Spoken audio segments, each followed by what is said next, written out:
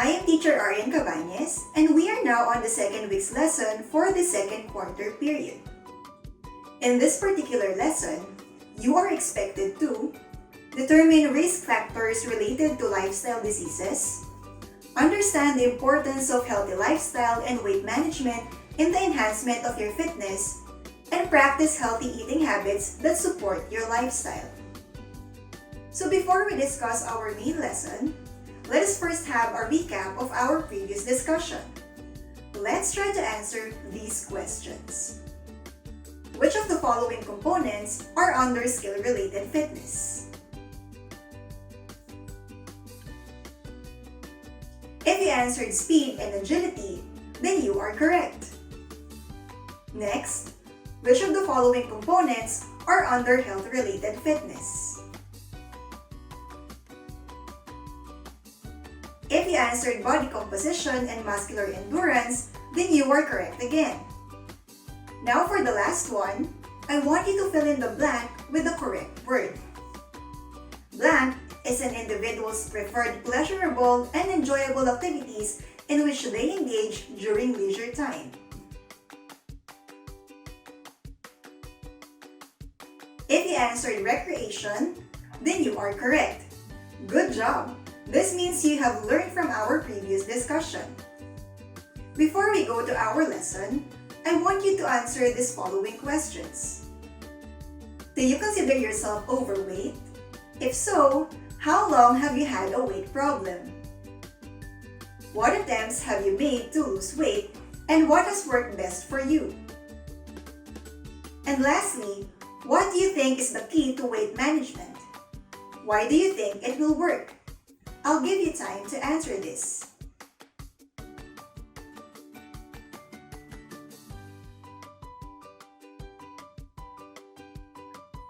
Now, I want you to look closely in this picture. What do you notice from the two persons in the picture? That's right. You might notice that they both have big body shape, but person B is much bigger than person A. This is because person A is overweight, while person B is obese. So what is the difference between overweight and obesity? Overweight and obesity are not the same thing. Many overweight people who weigh about 10 to 20 pounds over their recommended weight are not obese. Both are used to identify people who are at risk for health problems from having too much body fat.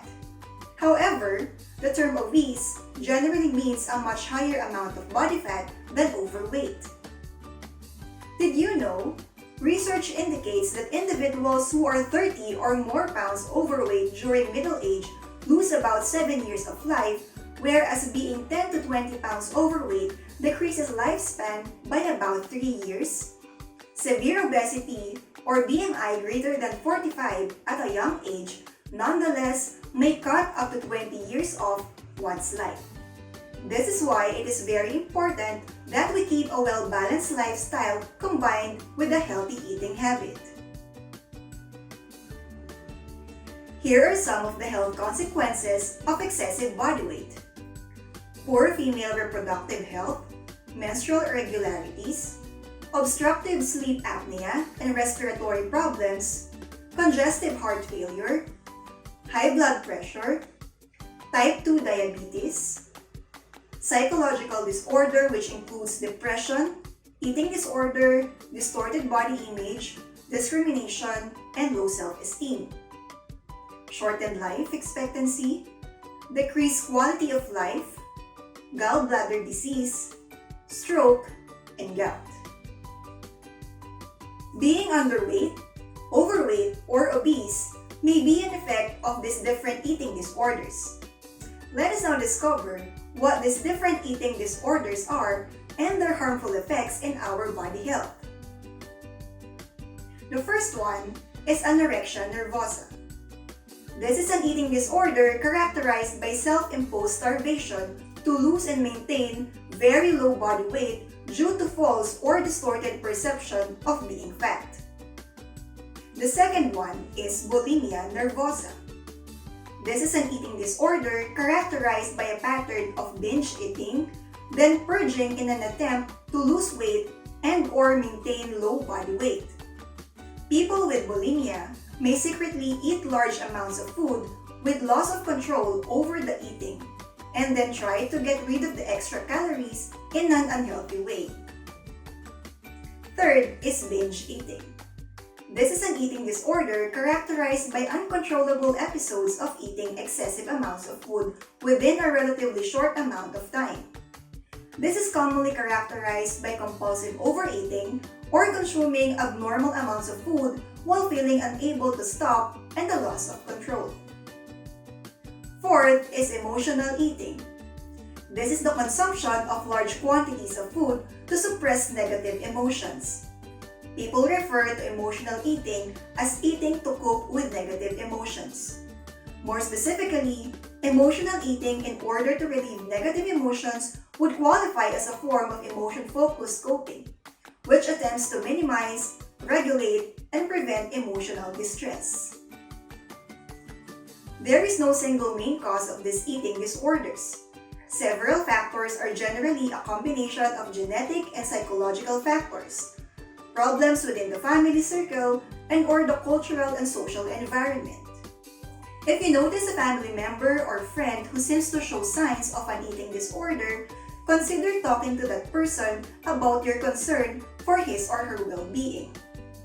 Although you may not be able to prevent an eating disorder from developing, reaching out with compassion may encourage the person to seek treatment. Now, another important factor in achieving a healthy lifestyle and effective weight management is having a well-balanced diet.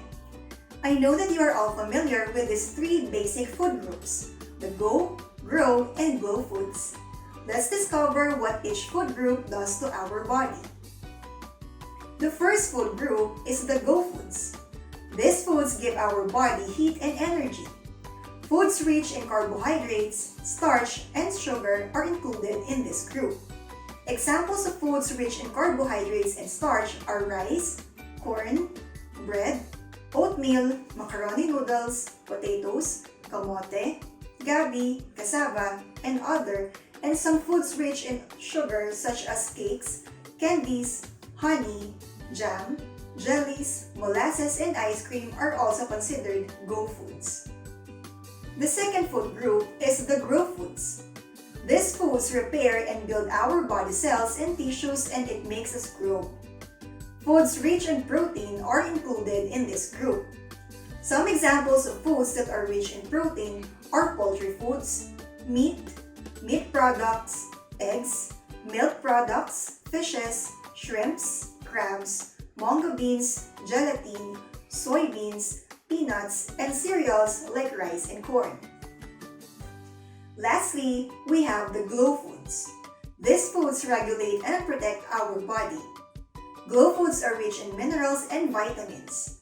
Some examples of these Glow foods are mineral-rich foods such as milk, cheese, fish, shellfish, banana, apple, orange, green peas, beans, lettuce, and spinach, and vitamin-rich foods such as green leafy vegetables, yellow fruits and vegetables, and citrus fruits.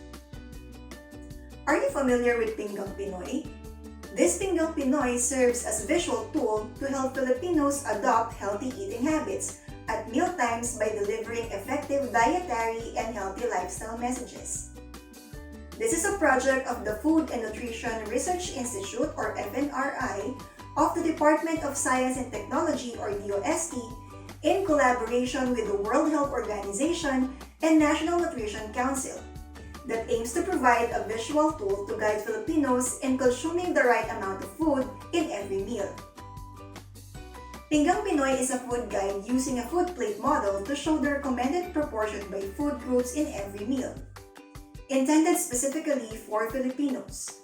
This food guide also promotes a physically active lifestyle and encourages Filipinos to eat less salty, fried, fatty, and sugar-rich foods to prevent chronic diseases. You can use the Pingang Pinoy as guide to a well-balanced and healthier meals for you and your family. This time, you will try to build your own wellness plate. Make your own by applying the MOVABA principle. MOVABA principle means moderation in serving portions, variety of food types, and balance of food types. Make one wellness plate meal plan for your breakfast, lunch, and dinner.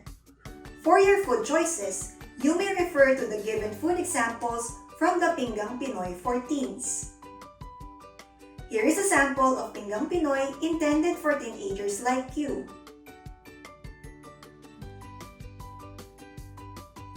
Now you may start planning your meals and stick to it so you can have a well-balanced diet. Always remember that good nutrition is an important part of leading a healthy lifestyle. Combined with physical activity, your diet can help you to reach and maintain a healthy weight, reduce your risk of chronic diseases, and promote your overall health. Maintaining a healthy lifestyle and keeping a track of your healthy eating habits lowers the risk for developing any sort of chronic diseases. Not just this, but it also improves our mental health while adding up to physical aspect. So that concludes our lesson today. I hope you learned something from the topics we have discussed. Once again, I am Teacher Arian Cabañas from General Ricardo G. Papa Sr. Memorial High School. Thank you for listening and see you in our